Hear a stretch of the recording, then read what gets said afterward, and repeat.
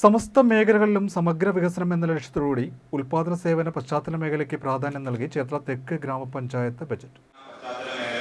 ജനങ്ങൾക്കും സമൂഹത്തിനും പ്രകൃതിക്കും നന്മ ലക്ഷ്യമിട്ടുകൊണ്ട് വിവിധ പദ്ധതികൾക്കായി ഉയർത്തിയിട്ടുള്ള ബജറ്റാണ് 2025-26 സാമ്പത്തിക വർഷത്തേക്ക് തയ്യാറാക്കിയിട്ടുള്ളത്.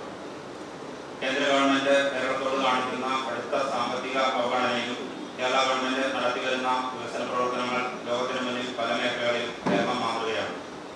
ആരോഗ്യ മേഖല, വിദ്യാഭ്യാസ മേഖല, അതിദാരിദ്ര്യ നിർമ്മാർജ്ജനം, കായികമാന പദ്ധതി ഇതൊക്കെ ഉദാഹരണങ്ങളാണ്.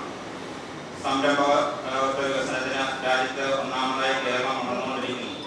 വികസനം എന്നത് മനുഷ്യന്റെ ആരോഗ്യ സംരക്ഷണം കൂടിയാണെന്ന് കൂടി കണ്ടുകൊണ്ട് അതിന് പരിസര ശുചിത്വം അനിവാര്യമാണെന്ന് കണ്ടത് സമ്പൂർണ്ണ ശുചിത്വ കേരളം എന്ന പ്രഖ്യാപനത്തിലേക്ക് എത്തിച്ചേരുമ്പോൾ ഗവൺമെന്റിനോട് ചേർന്നുകൊണ്ട് ഈ മേഖലയിൽ എല്ലാ പ്രാധാന്യവും നൽകിക്കൊണ്ട് നമ്മുടെ പഞ്ചായത്ത് ഈ ബജറ്റിൽ വകയിരുത്തിയിട്ടുള്ളതുമായ പദ്ധതികൾ ഏറെ ശ്രദ്ധേയമാണ്.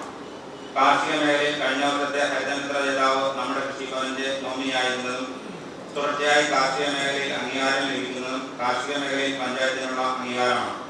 നമ്മുടെ നാടിന്റെ പരമ്പരാഗത കാർഷിക വിളയായ തെങ്ങ് കൃഷിയെയും പരമ്പരാഗത പച്ചക്കറി കർഷകരെയും സഹായിക്കുന്നതിന് മുന്തിയ പരിഗണനയാണ് ബഡ്ജറ്റിൽ വകയിരുത്തിയിരിക്കുന്നത്. ക്ഷീരകർഷകർക്കും ഗ്രാമീണ റോഡുകളുടെ പുനരുദ്ധാരണത്തിനും പ്രായമായവർക്കും കുട്ടികൾക്കും ഭിന്നശേഷിക്കാർക്കും വനിതകളെ സംരംഭക മേഖലയിലേക്ക് കൈപിടിച്ചു വരുന്നതിനും ബഡ്ജറ്റ് ലക്ഷ്യം വെക്കുന്നു. പഞ്ചായത്ത് സ്വന്തമായി സ്ഥലം വാങ്ങുവാൻ കഴിയുന്നതും പുതിയ ഓഫീസ് കെട്ടിട നിർമ്മാണവുമായി ബന്ധപ്പെട്ട് മണ്ണ് പരിശോധന, സ്ട്രക്ചറൽ ഡിസൈൻ എന്നിവ പൂർത്തീകരിച്ച സ്ഥിതിക്ക് ബജറ്റ് വർഷം ഓഫീസ് കെട്ടിട നിർമ്മാണം തുടങ്ങുവാൻ കഴിയും. മേഖലയിൽ മത്സ്യത്തൊഴിലാളികൾക്ക് താങ്ങാവുന്ന വിവിധ പദ്ധതികളും റോഡുകൾ ആഴമുകൊണ്ട് വെള്ളം കെട്ടുന്നതിനും ബജറ്റ് ലക്ഷ്യം വെക്കുന്നു. സമസ്ത മേഖലകളിലും സമഗ്ര വികസനം എന്ന ലക്ഷ്യത്തോടുകൂടി ഉൽപാദന സേവന പശ്ചാത്തല മേഖലകളിൽ പ്രാധാന്യം നൽകി ചേർത്തല തെക്ക് ഗ്രാമപഞ്ചായത്ത് budget. Panchayat vice president Nipu S Padmam budget അവതരിപ്പിച്ചു. പഞ്ചായത്ത് പ്രസിഡന്റ് സിനിമോൾ സാംസൺ അധ്യക്ഷത വഹിച്ചു. കാർഷിക മേഖലയുടെ ഉന്നമനത്തിനും ഉൽപാദനം വർദ്ധിപ്പിച്ച് കൂടുതൽ തൊഴിൽദിനങ്ങൾ സൃഷ്ടിക്കുവാനും തരിശുഭൂമി കൃഷിയോഗ്യമാക്കുകയും ഉൽപാദന മേഖലയിലെ മുരടിപ്പ് മാറ്റിയെടുക്കുക എന്നതാണ് ബജറ്റ് ലക്ഷ്യം വയ്ക്കുന്നത്. അതിൻ്റെ ഭാഗമായി തൊഴിലുറപ്പ് പദ്ധതിയും പ്ലാൻ ഫണ്ട് വിഹിതവും സംയോജിപ്പിച്ചുകൊണ്ട് പച്ചക്കറി കൃഷിയുടെയും ചെറുധാന്യ കൃഷിയുടെയും വിജയത്തിനായി 5,44,81,160 രൂപയാണ് വകയിരുത്തിയിട്ടുള്ളത്.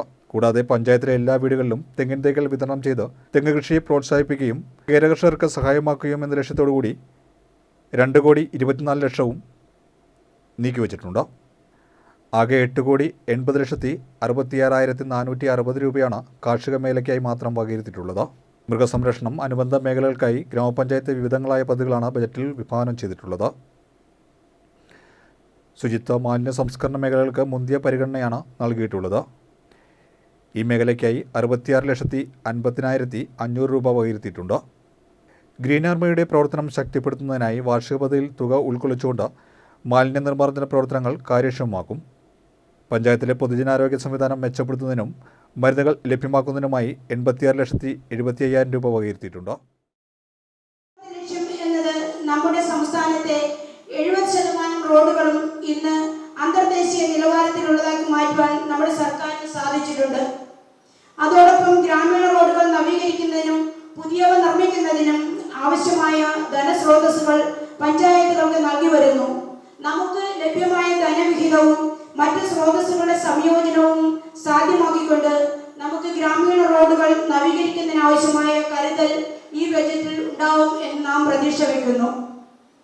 കൂടാതെ അതിദരിദ്ര വിഭാഗത്തെ സമൂഹത്തിന്റെ മുൻനിരയിൽ കൊണ്ടുവരുന്നതിന് ആവശ്യമായ പദ്ധതികൾ ഏറ്റെടുത്ത് ഇതിനകം നാം ബഹുദൂരം പിന്നിട്ടു. ശേഷിക്കുന്ന ചെറിയ പ്രശ്നങ്ങൾ കൂടി പരിഹരിക്കപ്പെട്ടാൽ നമ്മുടെ പഞ്ചായത്ത് അതിദരിദ്ര ഇല്ലാത്ത പഞ്ചായത്ത് എന്ന ബഹുമതി നേടുവാൻ സാധിക്കും. അതിനാവശ്യമായ വകയിരുത്തലുകൾ ഈ ബജറ്റിൽ നാം പ്രതീക്ഷിക്കുന്നു.